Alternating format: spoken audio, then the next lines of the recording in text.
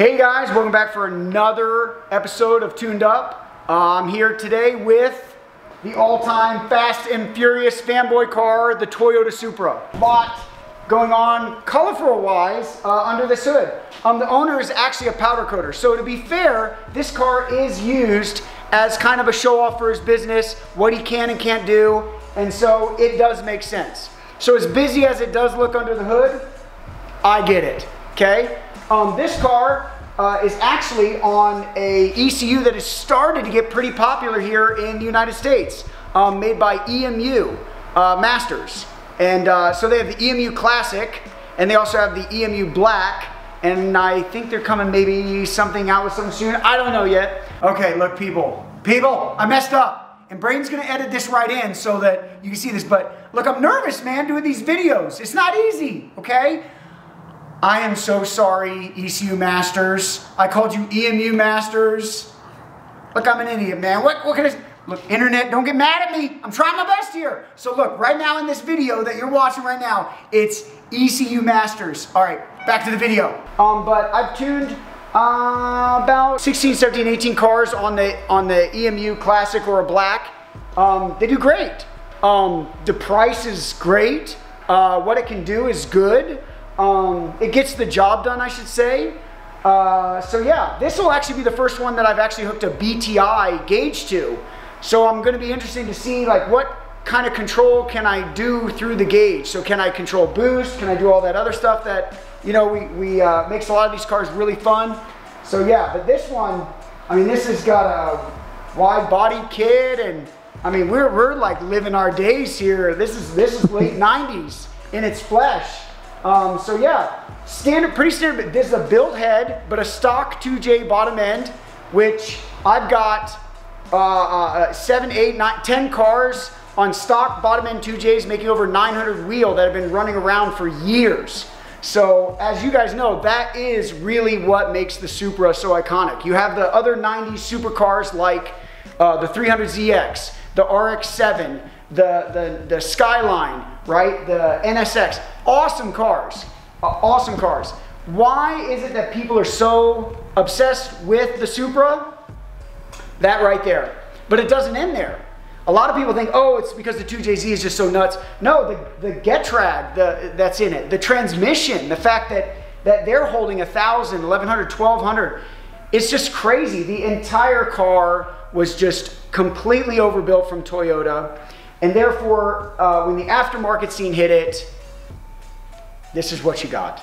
So we're gonna tune this car up. Come along for the ride with us. It's gonna be a good time.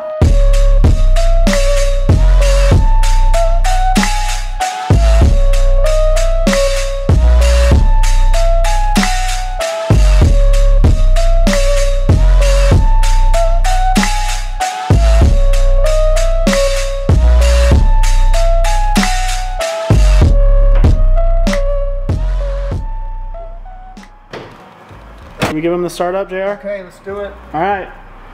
I don't know how it'll be. I haven't really tuned it yet. You're good whenever. Okay.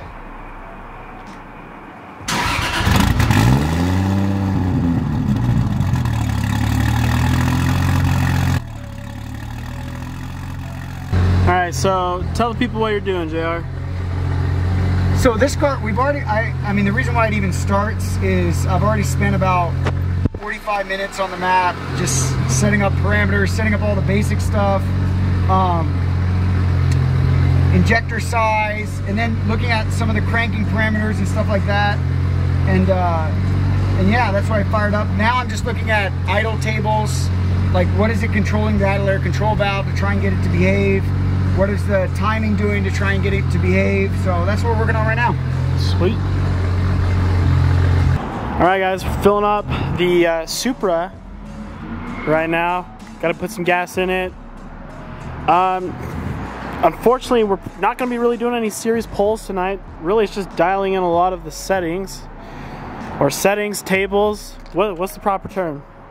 Yeah, sure, both of those. I mean, both those work? I'll spend, like we were talking about in that other video, I'll spend probably 3 to 4 hours making the car drive good, and then I'll spend like an hour, maybe tops, setting up all the boosts and doing full pulls. So that part will go actually quite quick. But getting the car to behave right, idle right, that's gonna take some time. Well, especially with these standalones, right? Because I mean, you're basically starting from zero. Yeah, there's a base map there for some certain setups, but they'll even like companies will tell you like, hey, this will make the car start and idle. Past that, you know, it's all you. We'll get a little insight here tonight about what it takes to get the car just even run right, and then maybe some pulls later on when everything gets going. But yes, Supra, guys.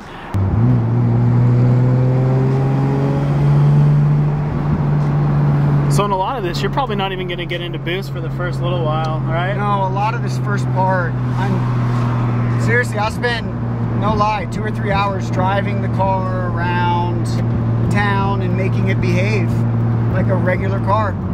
I can't even imagine the hours. Oh my goodness, the hours like an OEM puts into the mapping of a factory car.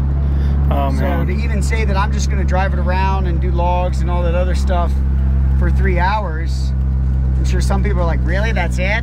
But surprisingly, that's a lot more than most shops.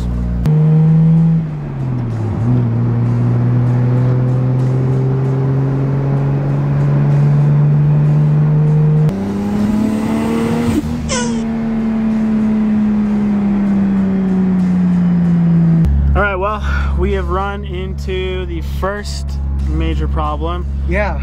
O2 sensor is lazy, so it's reacting really slow. So I can see it's there, but its movement is slow. Typically what that means is the internal heater in the O2 is going out. So I'm calling it because basically I'm flying blind without that O2 sensor, that wideband. So yeah, we're gonna have to pick up another one.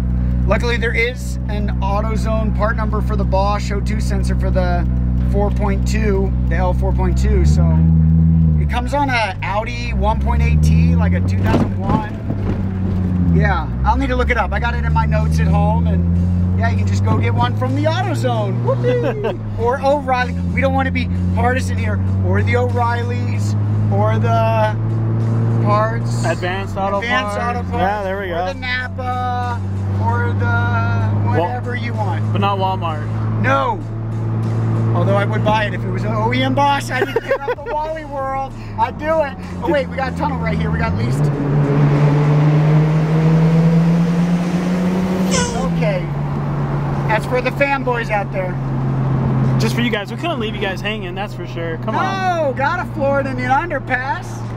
That's just unritualistic if you don't do that. No, look, Paul Walker, he'd be upset if we didn't. He'd be rolling in his grave. That's right, we did it for Paul. Do it for Paul. Right, initially we had an issue getting this into the driveway, which this driveway is actually not too bad. So now that the front lip is off, let's see.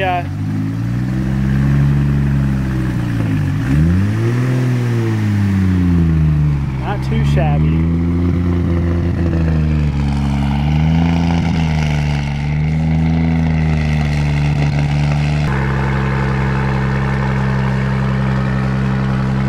So unfortunately, our night has ended a little early with the tuning, but the only thing holding us back at this point is just that O2 sensor, and then you're ready to rock and roll. Let's put a fresh O2 sensor in it, and then we can keep going, get the part throttle better. I need to work on the idle some, get that better. Cold start is going to be interesting.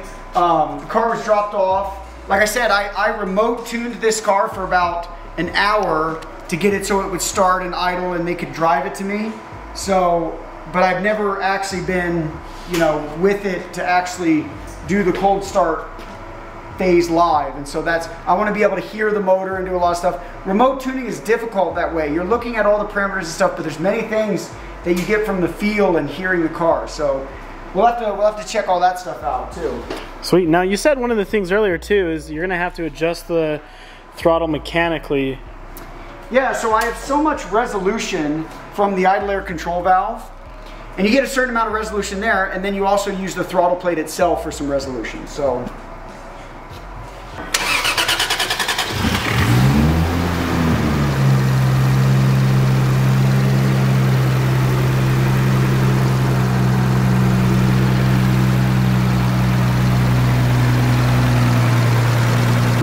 interesting thing on this car. JR, have you ever seen this before?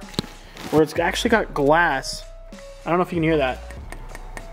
Oh yeah, I've never seen that before. Coolant hose.